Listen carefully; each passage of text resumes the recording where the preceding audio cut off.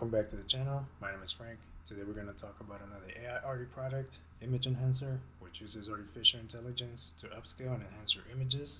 Let's get right to it.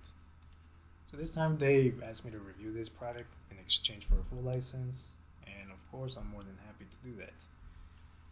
And before we get started, if you do decide to buy this product, please use the link in my description. We'll take you to their website.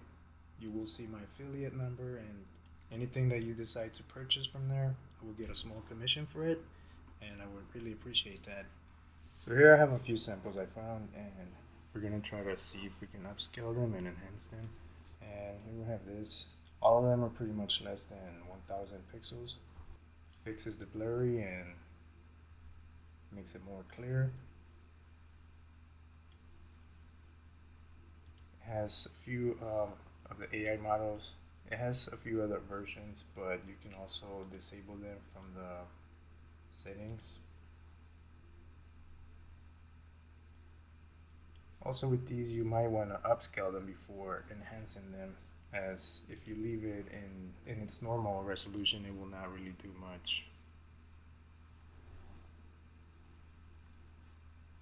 It will just basically take away the blur, but it will not make it any more clear. So make sure you upscale it to at least 2, and then you will see better results. Also, you can do a 2-pass.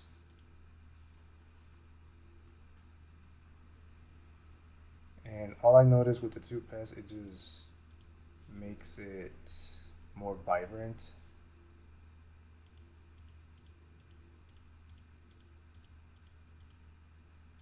So it just depends on your preference, and it just has 2 models to do a second pass. The face restoration, it sort of fixes the face a little bit, makes it either clear or less blurry. It just depends on your preference. Also has 2 options to do a face restore, before and after. So it really does make a big difference. Here it takes away the blur, makes it a little bit more sharp. And I've chose some of my own low-res photos just to really put the software to test. See, it takes away all those artifacts, gives it that nice sharp look. And in my opinion, the more detail is probably the best one. This one is gonna mostly fix most of your photos. With this one here, I really like how it does. It takes away a lot of the blurriness. And if you do the face restore, it'll sort of add this nice filter to it. But then again, it also adds some weird funny faces depending on the people or that are around. So it's just your preference. What are you trying to achieve? Different face restores will give you different results. So just play around with some of these options and just go for what you like. Also, if you're gonna be using stable diffusion, and you can also fix some of those images, makes the colors a little bit more vibrant, sharp. And once you load the models, it should be fairly fast trying each option. Sometimes you might have to sacrifice some of the details in the back to fix some of the front details. So if I do a 2-pass, it might make some of the texture in the back different. It changes some of the texture, making it slightly brighter and vibrant.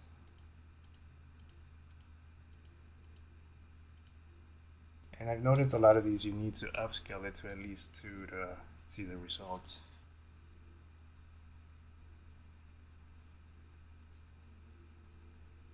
The image prompt I'll get to that last, just to show you a few things I found out, as it could be a little confusing.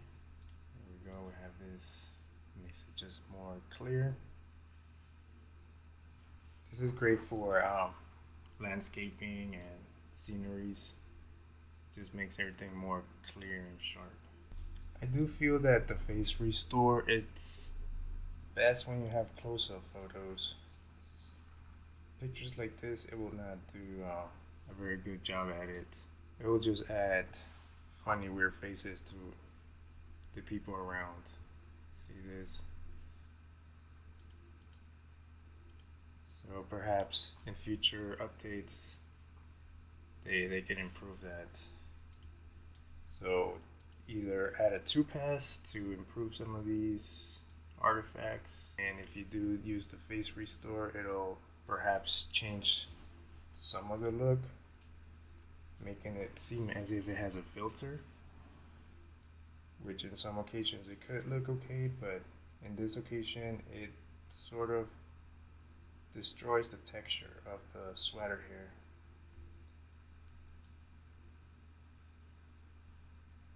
Versus if you don't have the face restore, or if you choose a different type of overlay. It fixes the face, but it destroys the texture around the photo. So the face restore works pretty good on photos like this, where it's just a close-up photo of your face, and if it's blurry, it'll definitely fix it.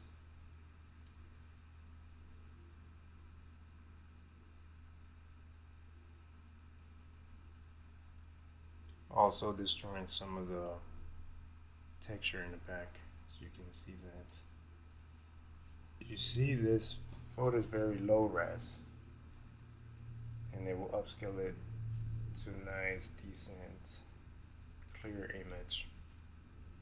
See over here, it added some weird funny faces to some of these people.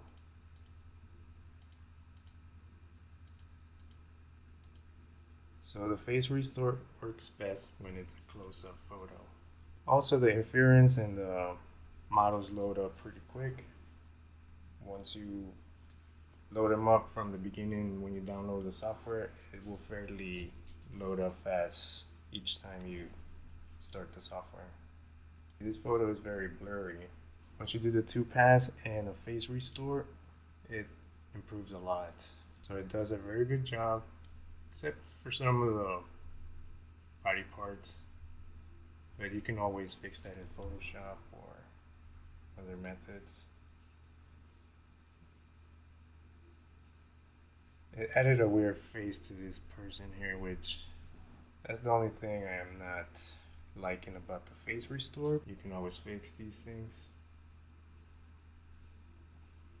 Overall, it does a very good job when there's a close-up photo of people's faces. Something I do like about this is that if you close the program and you open it again, it will load it will start you back from where you last started, so you're not going to lose any progress if you happen to crash or something. If you use Stable Diffusion to generate images, you can also fix them in here. The image prompt, basically it will save your prompt when you export the photo. And the way that works is you click on this and you export it. Now the thing I found out is you need to export it as a JPEG. If not, it will not store the prompt. So when you export it and you go to your photo, you right click, properties, details, it will store it in the comment section.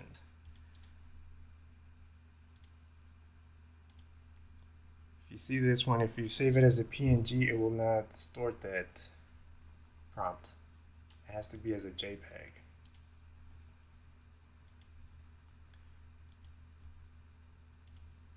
So it will store the prompts. That way you can make sure you're keeping track of all these prompts. That's the only thing that you need to remember about if you're gonna be saving these prompts. Make sure they're stored as JPEGs. Basically, it's very simple. It will enhance and upscale your images up to 16K, and hopefully they will add more AI models. Some options I would like to see, perhaps it's sliders to fix the compression artifacts, the noise, a few other things to tweak it out and to sort of have a little bit of more manual control. Alright, well, I hope this was informative, and if you like this, please subscribe.